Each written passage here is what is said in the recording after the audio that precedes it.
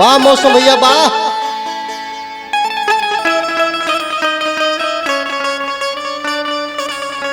हाय हाय हाय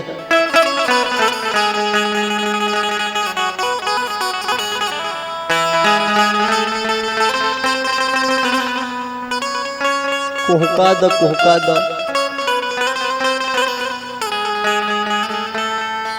एगो बिरहन औरत अपना पति के वियोग में तड़पत दिया, कहते कि राजा जी तारा याद में कितना हम तड़पतनी तारा निखे बुझात। औरत कैसे कहती है मौसम भैया, पिया पिया बोले चूड़ी ए बाबू खन के कंगनवा हो। अच्छा राजा राजा रटे चूड़ी, पिया पिया बोले चूड़ी खन के कंगनवा हो। पिया पिया बोले चूड़ी, राजा राजा रटे चूड़ी खन के कंगनवा हो। पिया पिया बोले चूड़ी, हमरा के छोड़ के, हमरा के छोड़ के, हमरा के छोड़ के कहाँ गईला सुजनवा हो। पिया पिया बोले चूड़ी खन के कंगनवा हो। राजा राजा रटे चूड़ी खन के कंगनवा हो। पिया पिया बोले चूड़ी।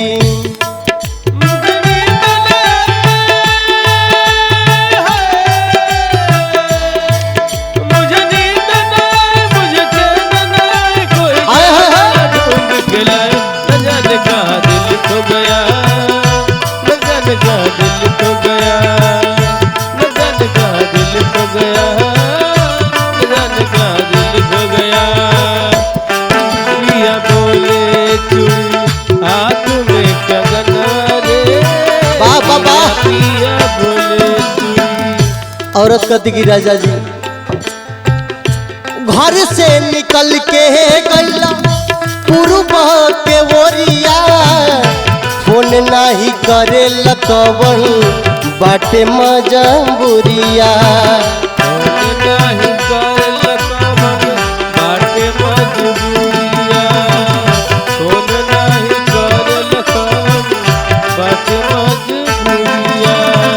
आखिर कौन हमसे वैसन गलती हो गई कि हमके तू भुला गईला। घर से निकल के गईला पूर्व के ओरिया, फोन नहीं करे लकवन बाटे मजबूरिया।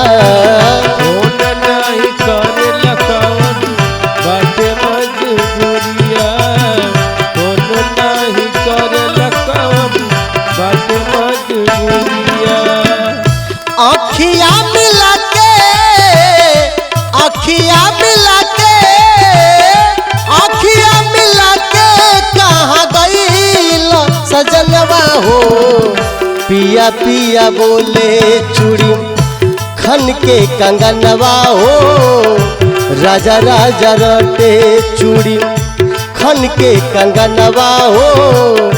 पिया पिया बोले चूड़ी।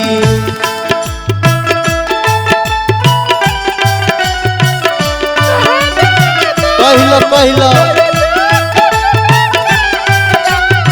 वाह।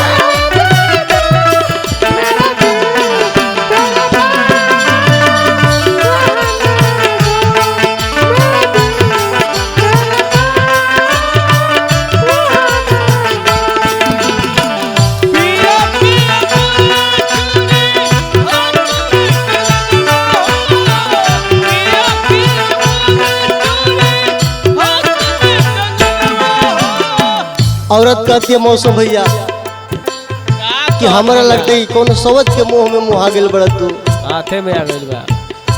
कवना सवतिया के मोह में मोहैला हमरा के घर में टिहरी बनैला।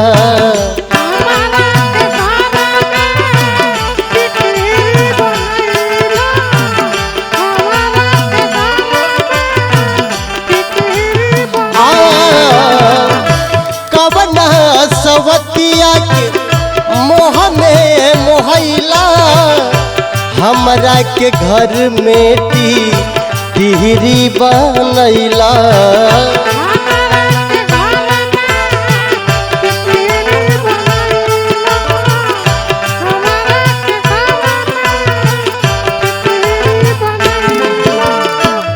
राजा राम यादव आवा, राजा राम यादव, राजा राम यादव आवा, निकलता जनवा हो। पिया पिया बोले चूड़ी खन के कगनवा हो। राजा राजा रटे चूड़ी खन के कंगनवा हो। पिया पिया बोले चूड़ी हमरा के छोड़ के कहाँ, हमरा के छोड़ के, हमरा के छोड़ के कहाँ गईल सजनवा हो। पिया पिया बोले चूड़ी खन के कंगनवा हो। राजा राजा रटे चूड़ी खन के कंगनवा हो।